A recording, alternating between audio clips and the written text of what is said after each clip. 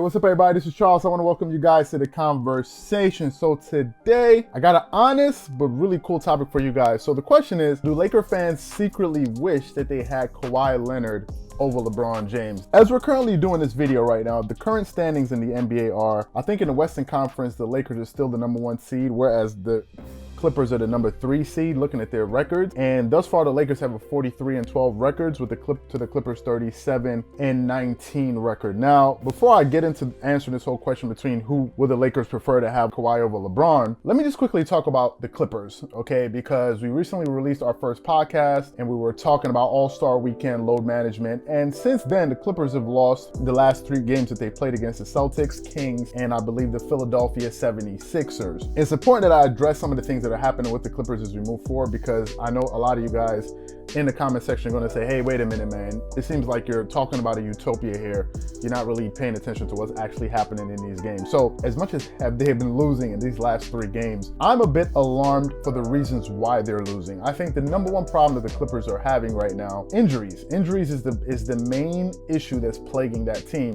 That's the reason why Patrick Beverley has been in and out of the lineup. Paul George has been in and out of the lineup. So that's the first issue that they're having. They can't play with their full starting 5 because key players on that roster have not been available to the coaching staff. So that's the first reason why they're having issues. If you have players that are injured all the time, it's going to be very hard to build continuity, #1. #2, it's going to be very hard to win games because on most nights you're going against other teams at their full strength, whereas the Clippers are seldom playing at their full capacity because guys are always in and out of the lineup. The second thing is, and I think it's something important that I'll point out in this video, because a lot of you guys have been asking, hey, what do you think is going on? How do you think these guys are going to be able to overcome what's happening to their season thus far? Dropping these last 3 games.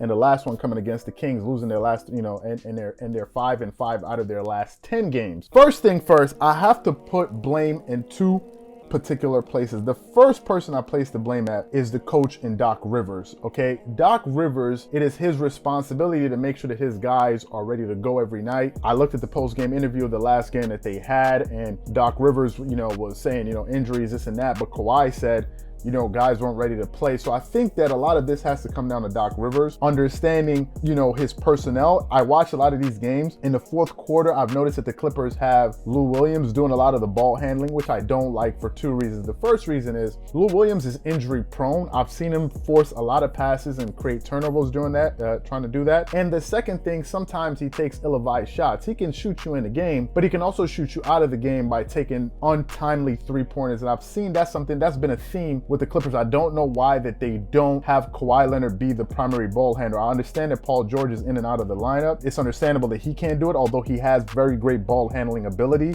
He's a great playmaker and he can beat his opponents off the dribble and get his own shot as well. So I think that he's a good alternative to having Lou Williams, handle the ball. Although it's fair to say that Lou Williams has shown the ability to hit big shots in big moments. So I understand where Doc Rivers is coming from. However, I think, in these waning moments in these games, I would rather see the ball in the hands of Kawhi Leonard, which brings me to Kawhi. As I've said, Kawhi is certainly my favorite basketball player to watch since Kobe. Now, here's some issues that I do have with Kawhi, and I think it's fair that I point this out. It's not enough for you to lead your team with your productivity by scoring points, getting rebounds and assists. It's also on you as the leader to not only galvanize your teammates to get them ready for games, but also to hold them accountable.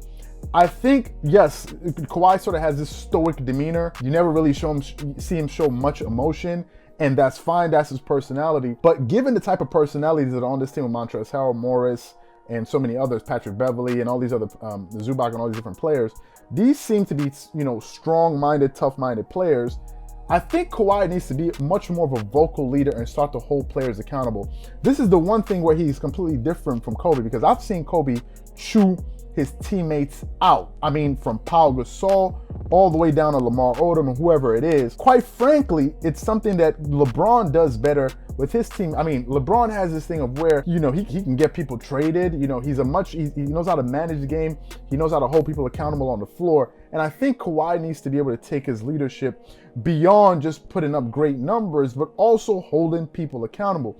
That's why one of the greatest leaders in the history of basketball, Chris Paul, was so pivotal in that All-Star game when he was on the floor, he was the one that really drove the competitive juices for, you know, Team LeBron, number one. Number two, but because he was so competitive, it forced the other team to, you know, keep their level of intensity up. And I think Kawhi can do a better job at that. The two people I blame the most is Kawhi and Doc, because these two are the leaders of that team and in that organization. Doc is a leader of the coaching staff, so he's the one that's going to decide, you know, whether or not Lou Williams should be the one that should be so ball dominant in the end of games. That's a coaching decision. Kawhi is shown to be a great playmaker. He's averaging over 5 assists a game, so I don't see why he's not the one either creating plays, initiating the offense.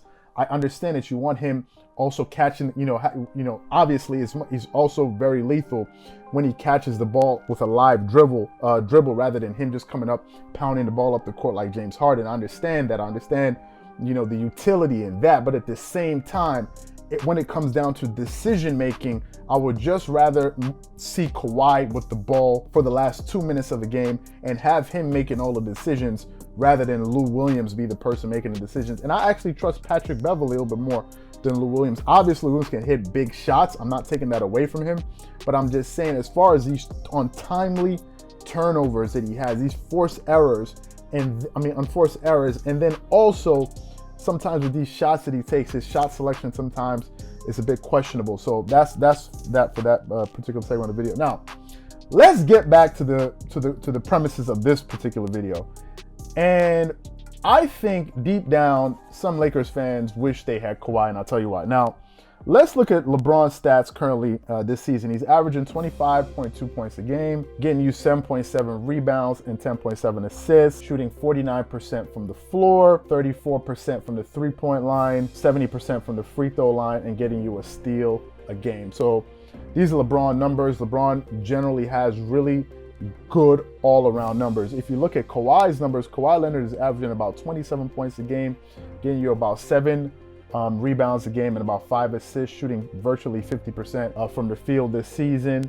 He's shooting just above 40, just around 37% from the three-point line this season, shooting 89% from the free throw line, getting you 1.8 steals per game. So Kawhi is putting up great numbers. But I think the thing that people looking at Lakers fans, I think that a lot of Lakers fans, just like Kobe fans, because remember, a lot of Laker fans are Kobe fans, I think a lot of them see the comparison between Kawhi and Kobe. I'm not saying that Kawhi is as good as Kobe Bryant. I'm certainly not saying that, and he's not. But I think that the way he played is very reminiscent of Kobe.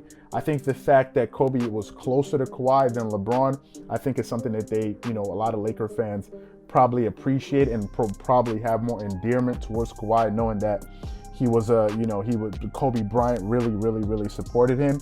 But also, I think just watching him coming off of his last playoff run and seeing how successful he was and how efficient he was throughout the entire playoffs, averaging over 30 points, over 9 rebounds, and I think over 4 or 5 assists a game.